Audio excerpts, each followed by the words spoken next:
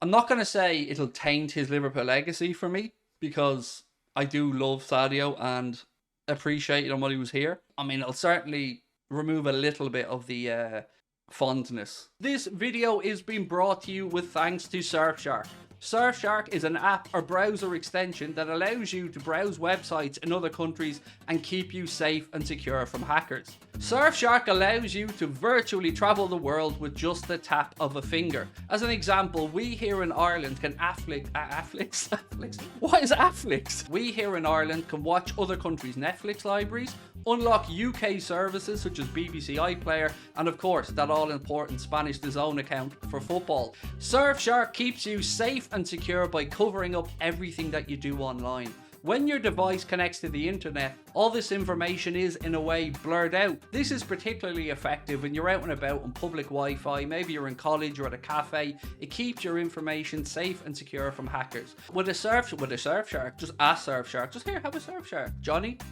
Mildred, Surfsharks? Surfshark allow you to use unlimited devices on just one subscription, meaning if you so wish, you can grant access to your friends and family. On top of that, Surfshark offer a 30-day money-back guarantee. If you don't like it, they refund you. It is that simple. Simply scan the QR code on your screen right now, or use the link in the description, putting in the code Anfield Agenda at checkout. So what's going on with Mane? Yeah, no worries. Let's go to this one then. So Sadio Mane, there are two reports today, one from Footy Insider and one from Pedro Almeida, and both of them speak about the potential of Sadio Mane going to Chelsea. Do you know what? Sensibly, I can see the appeal to Chelsea. Oh, I don't want him to go there. I don't want Sadio to go to Chelsea. It's like he's gone to a club where, for whatever reason, you can say it may or may not be working. I don't want him to go to Chelsea. I'm not going to say it'll taint his Liverpool legacy for me, because I do love Sadio and appreciate him while he was here. But if he goes to Chelsea, I mean, it'll certainly remove a little bit of the fondness that I have for him. And I said to you guys when he left, while he's playing football, he's the enemy when he's not at Liverpool. When he hangs up his boots, we can go back to talking about him in those glowing terms. But if he goes to Chelsea, don't know, you know. We have proper history, rivalry, form with Chelsea, and having seen some of the Chelsea fans at Anfield firsthand on a few occasions, and their disdain for, look, the just scumbaggery around the waving fivers in the air and, you know, mocking the economic circumstances of other people and stuff. Would rather he didn't. Personally, would really rather he didn't. Can see him as a PSG, as a Mane or Neymar replacement, excuse me, said Jabba. I mean, look, let him go to PSG, then we can all go, we went for the money, you know? We can just go, fuck him, he went for the money. You know, if he goes to Bayern, which he has, he's getting a big payday, but, you know, whether it works out or not. Let me just say this, though. I wouldn't want him back at Liverpool. That much I would put out there.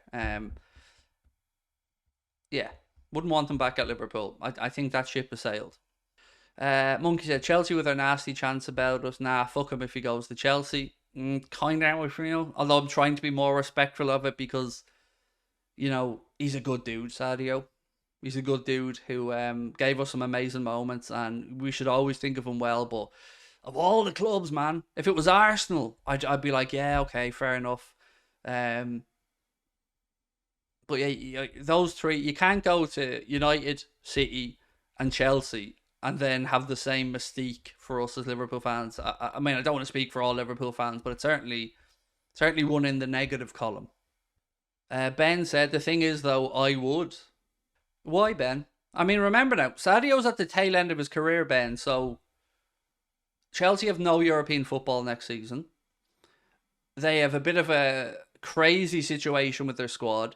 Yes, Mauricio Pochettino will probably come in there and make changes, good things, and put a better group in place. But you're talking no guarantee that even in 2 years you'll be back playing in the Champions League with Chelsea. So I don't see the appeal of Chelsea to me for Sadio Mane. I think there are many, many other potential options. I think if he goes to Chelsea, it's for one reason, and that's money. Apparently, Chelsea's owner's got a hard on for Neymar and already talked to PSG before him. I don't know why anybody would be looking to throw that much money at Neymar. I mean, I was speaking with True Geordie about it yesterday, obviously from a Newcastle perspective, and I was thinking if I was you, or I was Eddie Howe, or I was any of those players, I wouldn't want Neymar anywhere near St James's Park. Or, I mean, can you imagine that lad in the Premier League? Can you imagine? We'd spend more time talking about him whinging and rolling around. It'd just be too fucking annoying for me to see him in the Premier League. Just piss off back to Spain or something. I think Mane feels we treated Salah better than him. I've always said I understand that, mate. I do. Because we did. We did treat Salah better than him. Mane to Newcastle would fit. Do you know what? That's not a bad show. No idea if there's any truth to it or not. Or if you and I are just having this conversation randomly, but I think the Geordies would love him if he went there. Obviously, I don't want any of our rivals strengthened with players that I think can help them, but I tell you what, that's not a bad show. Let's move on to Alexis McAllister. So we'll move on to talk about Alexis McAllister's situation. So there are two pieces of news today around Alexis McAllister. One from Football Insider, who say that Liverpool have agreed a deal with his representatives, or excuse me, yeah, I think I've agreed to deal with his representatives on a package that is up to 150,000 quid a week. So yeah, 150 grand a week is apparently what the people at Football Insider have said. They say Liverpool have met Alexis McAllister's representatives for face-to-face talks and offered him a contract worth more than £150,000 a week. Obviously, you can find all of this information over on the Anfield Agenda Twitter account, which, by the way, is closing in on 50k. So if you haven't given us a follow on Twitter, please do.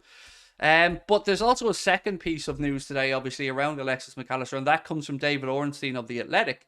David Ornstein has suggested that there is a clause in Alexis McAllister's contract, but it's a little bit tricky. Let me explain why. He said, it is understood the terms do indeed contain a mechanism which can be used to help facilitate a move that has contributed to the level of interest building to prize Alexis McAllister away from Brighton. This is thought not to be a typical release clause other clubs may simply trigger, leaving the player to choose their next step, but a more complex feature that gives Brighton a say over the outcome. As a result, the situation is not a foregone conclusion, and there is no agreement in place for McAllister to leave the Amex Stadium, although that could well materialise. So yeah. So again, we were talking during the week, like, is there this clause? Because we started hearing these little murmurings of maybe a clause in there, and it looks like it is, but it's not a straightforward clause. But what I take from all of this is that there's certainly an understanding and a willingness from Brighton to come to the table over Alexis McAllister. We've seen fees from 50 to 65 million mentioned. Again, let's wait and see. But on the wage thing, £150,000 a week sounds about right for me. If you're bringing in somebody to be a mainstay in your midfield, I think that's a wage that we can certainly understand the club paying. Contrast that with the rumoured £380,000 a week that Mr. Jude Bellingham is apparently going to receive when he goes to Real Madrid, making him their second highest paid player. And you can see where the numbers for Liverpool maybe got a little bit too worrying. Because if you add in the transfer fee and then you add in that much money every week, you know, you can see how those numbers stack up and why Liverpool, unfortunately for me, and maybe for all of us, came to the table and said, well, look, we need to put our eggs in multiple baskets and not just in the Bellingham-shaped basket. But, yeah, there you go. 150 grand a week sounds decent to me. Shall we talk about the sporting director? Yes, Frankie. So, apparently, Liverpool have moved along in their search. Now, there are some people who think that this is a likely appointment, and there are some people who think that he's just one of the candidates. But Jörg Schmedtke, and again, excuse my pronunciation, spelled Schmadtke, Schmedtke, is the one that is looking likely, most likely, possible. Former Wolfsburg sporting director, I believe he worked there for 5 years, currently not employed. So, I mean, that's where my knowledge ends on this. Can't say I even heard of the man's name before the past 3 or 4 days. It's weird because We're probably not going to know much about this appointment, but I cannot emphasize how important a sporting director is at a club like Liverpool or any modern club. It is really important that you get this position right because, you know, he keeps the continuity going throughout the club. He's the bridge between the owners and the manager. He's certainly, part of the transfer committee. It's a huge thing that you need to get right. And we've been blessed under Klopp's tenure that, Michael Edwards and Julian Ward have done very, very well in their roles. So yeah, it's an odd one, this. It's an odd one. So what is a sporting director meant to do?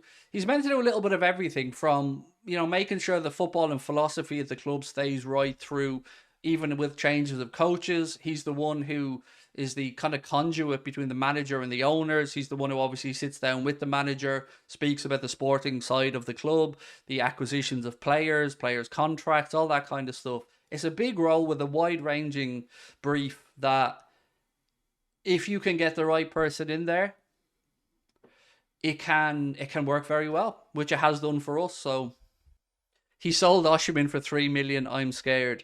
Did he? I didn't know that. I didn't know that, mate. You've given me some information there, Frankie. I did not know that. And he also got in trouble for spitting gum at a manager. Wow.